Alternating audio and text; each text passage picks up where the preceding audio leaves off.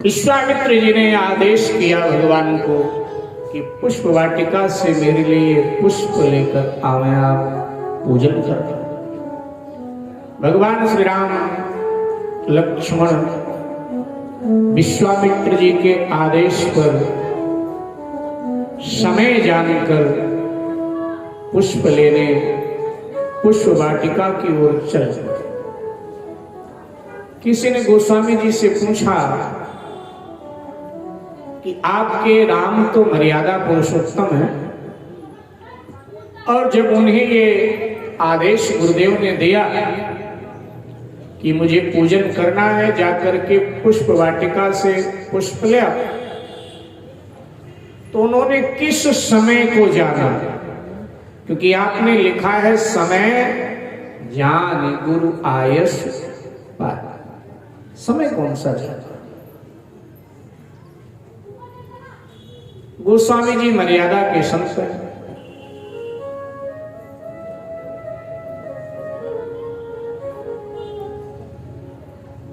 मिथिला के एक संत ने कहा हम बताते हैं, आप ये बताओ।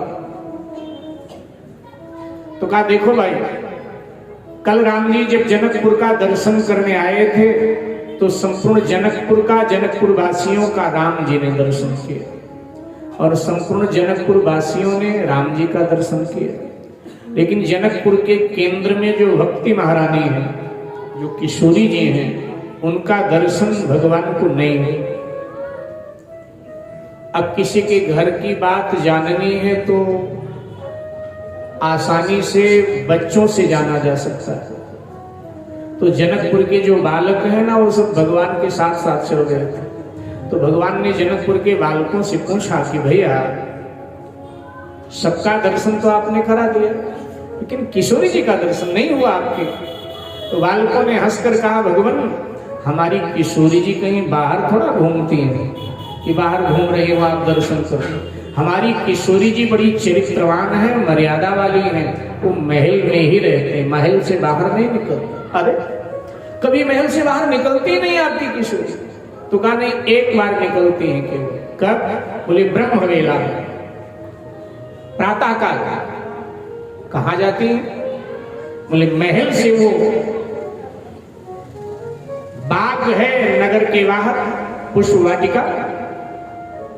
पुष्प वाटिका में सरोवर है, सरोवर के तट पर देवी माँ का मंदिर बना हुआ है। तो प्रातः काल में हमारी किशोरी जी अपने सखियों के साथ बाग में देवी माँ के मंदिर में पूजा करने जाते हैं। बस पूजा करके फिर महल में आ जाते हैं। अगर हमारे किशोरी जी का दर्शन करना है सरकार आपको, तो आपको कल प्रातः काल बाग में आना पड़ेगा। अगर आप बाग में आ गए तो हमारे किशोरी जी का दर्शन आपको मिल जाएगा, और नहीं आए तो हमारे किशोरी जी का दर्शन आपको मिलने वाला। अब भगवान संकोच भरे आ गए गुरु जी के पास। रात में भगवान यही सोच रहे थे कि बार बार गुरुदेव से कहना कि गुरु जी भ्रमण करने जाना है, घूम के भी आ जाता हूं, ये तो अशिष्टता होगी, मर्यादा होगी। अब आज गया था, कल कैसे सुबह कहूंगा कि गुरु जी घूमने जाना? पता नहीं किशोरी जी का दर्शन हो ना हो, ये मन में भगवान सोच रहे थे। अच्छा, गुरु तो अपने शिष्य के अंतर्मन की जान लेता है। शायद विश्वामित्र जी ने शिष्य के अंतर्मन की जान लिया और प्रातःकाल आदेश दे दिया कि जाओ मेरे लिए पुष्प ले आओ। तो जब ये आदेश विश्वामित्र जी ने दिया तो भगवान ने वही समय जाना जो बालकों ने बताया था कि किशोरी जी के आने का समय भी बाग में यही है। तो पुष्प लेने जाएंगे तो इस बहाने किशोरी जी का भी दर्शन हो जाएगा। इसी समय को जाना। और चल करके बाग के द्वार पर भगवान लक्ष्मण जी से पहुंच गए। बाग का द्वार बंद है भीतर से।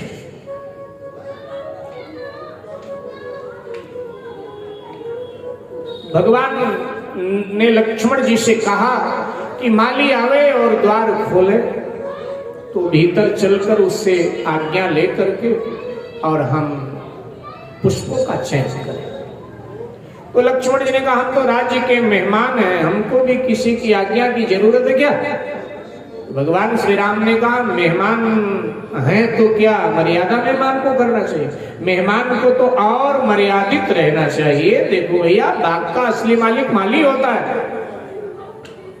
माली से आदेश लेकर फिर उसको का चयन करेगा।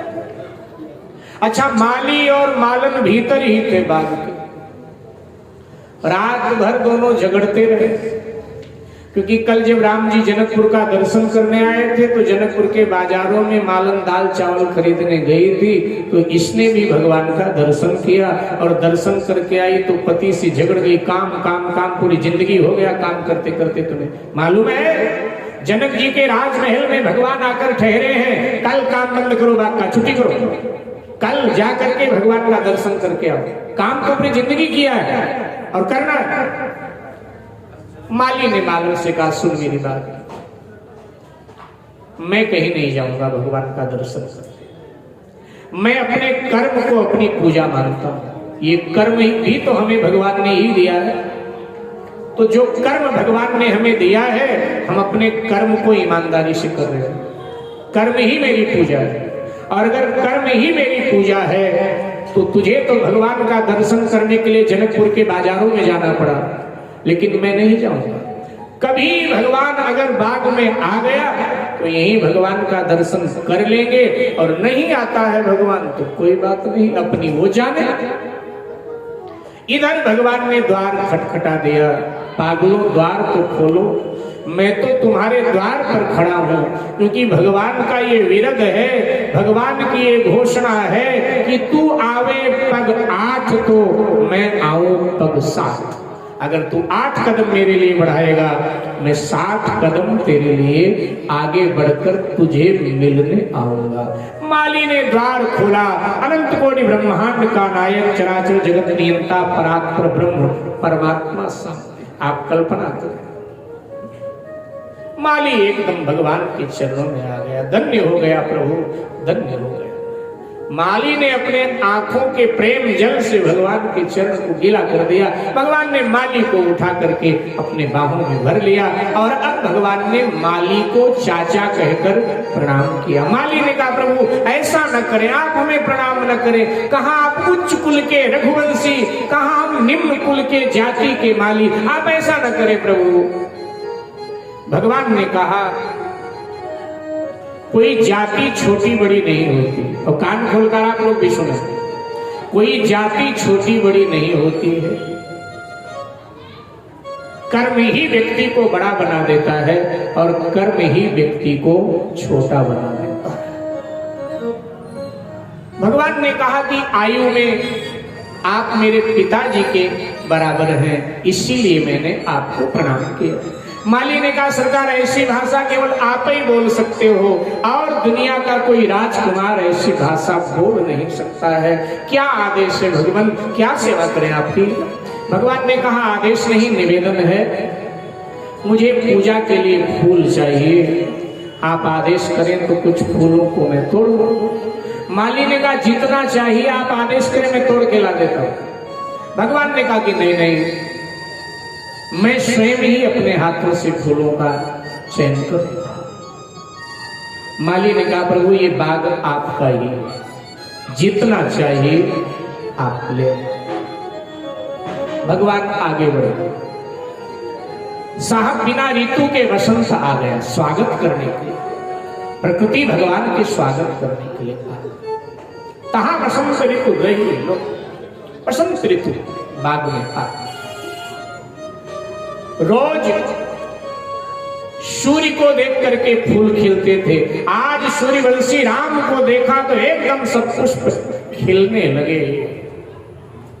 हर डालियां झूम झूम कर भगवान को न्योता दे रही हैं, प्रभु इधर आओ इधर आओ, मेरा चयन करो मेरा चयन करो मेरा चयन।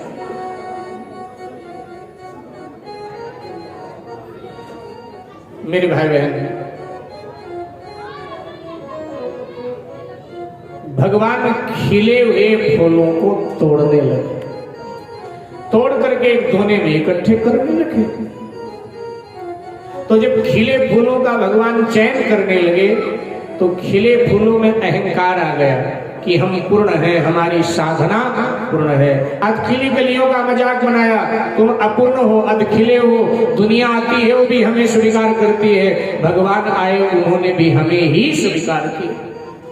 तो अध खिली कलियों ने रो करके भगवान से प्रार्थना किया कि प्रभु ऐसा न करो,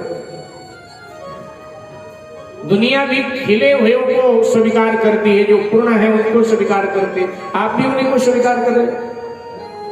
भगवान ने दोनों के भावों को समझा, भगवान सबकी भाषा समझ लेते हैं।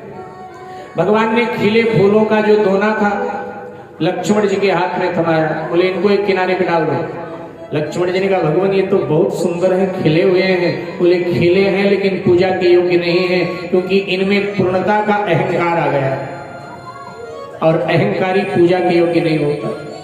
और अब भगवान ने क्या किया, अधखिली कलियों को तोड़ा, माला बनाया और अपने बालों में लगा दिया। भगवान बताना चाहते हैं जिनके भजन भक्ति पूर्ण है और पूर्णता का अहंकार आ गया, ऐसे भक्तों का मैं त्याग कर देता हूँ। लेकिन जिनकी भजन भक्ति अपूर्ण है, अधूरी है, लेकिन मन में दीनता आ गई कि हाय ठीक से मैं भजन नहीं कर पाया, ठीक से भक्ति नहीं कर पाया, ऐसा पछतावा जिनके हृदय में आ गया, दीनता आ गई, ऐसे भक्तों को मैं अपने सिर पे बिठाता हूँ, ऐसे भक्तों को मैं अपने सर चढ़ा लिया। मेरे भाई बहन,